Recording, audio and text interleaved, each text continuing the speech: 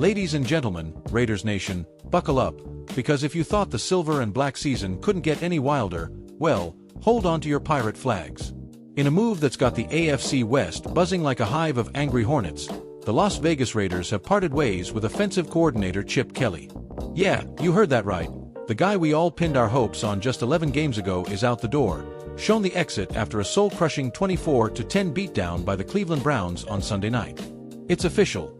The Raiders are now a dismal 2-9, and head coach Pete Carroll? He's drawing a line in the sand at Allegiant Stadium, the Death Star itself. Let's rewind the tape for a second here. Picture this, the Raiders, trailing by 2 scores late in the fourth, mounting what could have been a classic comeback in that gleaming dome under the Vegas lights. Instead, Geno Smith's passes sail into Brown's hands like misguided fireworks, and the offense stalls out faster than a slot machine on a cold streak. 10 sacks, 10. On your quarterback, folks. That's not football, that's a demolition derby. And when the dust settled, Carroll didn't waste a beat. I spoke with Chip Kelly earlier this evening and informed him of his release, the coach said in a statement that hit like a thunderclap. I'd like to thank Chip for his service and wish him all the best moving forward. Short, sweet, and straight to the heart, like a Pete Carroll sideline pep talk gone grim. Now, don't get me wrong. This wasn't some bolt from the blue. If you've been riding this roller coaster with us, and let's face it, Raiders fans, who hasn't? You saw the smoke signals weeks ago. Kelly rolled into Vegas from his cushy Ohio State throne with a fat $6 million a year contract, hailed as the offensive wizard who'd finally turbocharged this Raiders attack. Remember the hype? The guy who revolutionized college ball with his blur speed spreads and tempo tricks? We dreamed of him unlocking Geno Smith, turning the run game into a freight train, and lighting up scoreboards from here to Kansas City. Instead, it was like handing the keys to a Ferrari to a learner's permit driver during rush hour.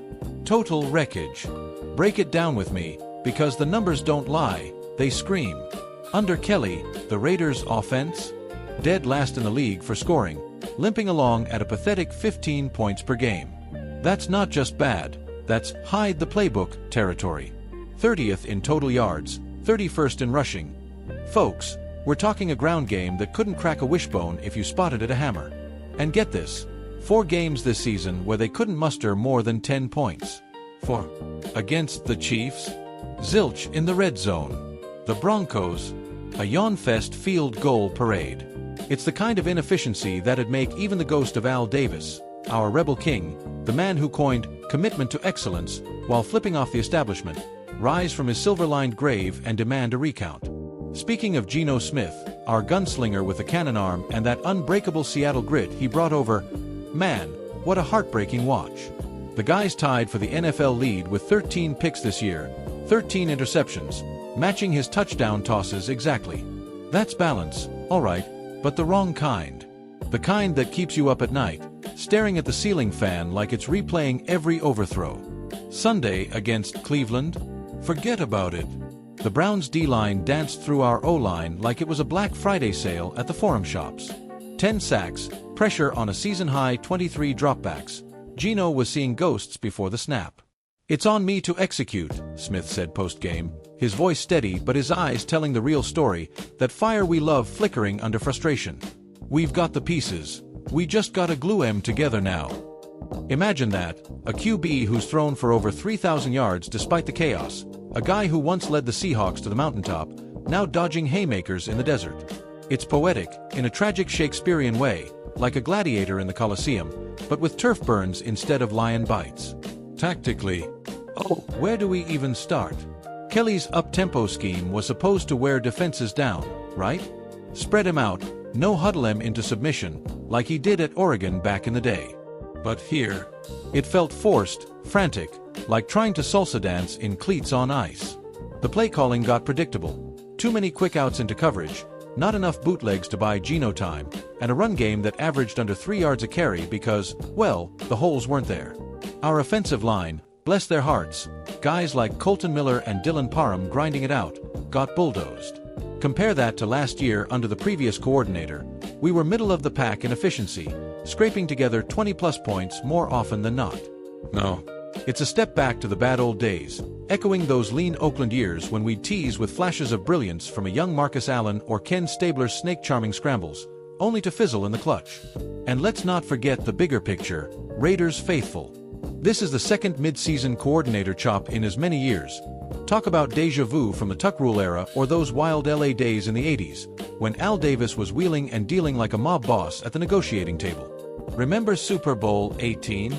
The Raiders steamrolling Washington, Marcus Allen's 191-yard masterpiece, that "just win, baby" roar echoing through the Rose Bowl? That's the DNA we're chasing, not this slog. Statistically, we're on pace for our worst offensive output since the 2-14 debacle of 2018, when Derek Carr was chucking into black holes and John Gruden was still a Twitter philosopher. But here's the silver lining, or at least the chrome one. At 2-9, we're priming the draft tank for a savior at quarterback or edge rusher. Maybe a stud like Travis Hunter falls to us at 7? Or we trade up for that next big thing. Expert takes. NFL Network's Albert Breer floated this morning whether the Cowboys could mount a playoff push.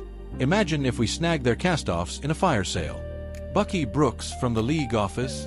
He texted me off-air, Raiders need a reset, not a tweak. Bring in someone like Cliff Kingsbury, air raid vibes for Geno could flip the script. Chip Kelly, though, gotta hand it to the man. He left with class, no mudslinging, just that professorial poise. Chatting with Jay Glazer, he dropped this gem, "I'm grateful for the opportunity with the Raiders. Bottom line in this league, you have to win. I really loved those players. I'm a huge Geno Smith fan. But hey, we gotta win. I get it." Picture Kelly in the locker room post-firing, shaking hands with Max Crosby, that relentless edge demon who's been our lone bright spot with 9 sacks already.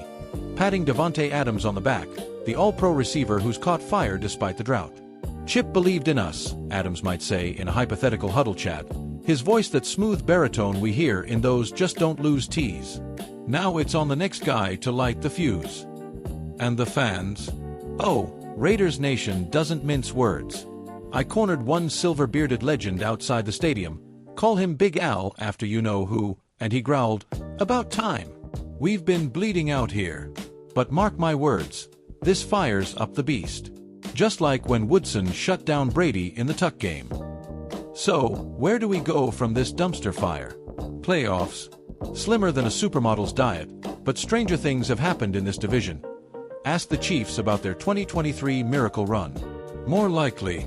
We circle the wagons, promote from within. Maybe quarterbacks coach Deshaun Foster steps up with a back-to-basics grind, it-out scheme that leans on Crosby's pass rush and Adams' route-running wizardry. Aiden O'Connell could see spot duty if Geno's nursing bruises, giving that local kid a taste of the big lights. Long-term, this accelerates the rebuild.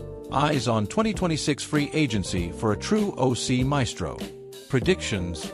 I say we snag 4 wins down the stretch, enough to build momentum without spoiling the draft lottery.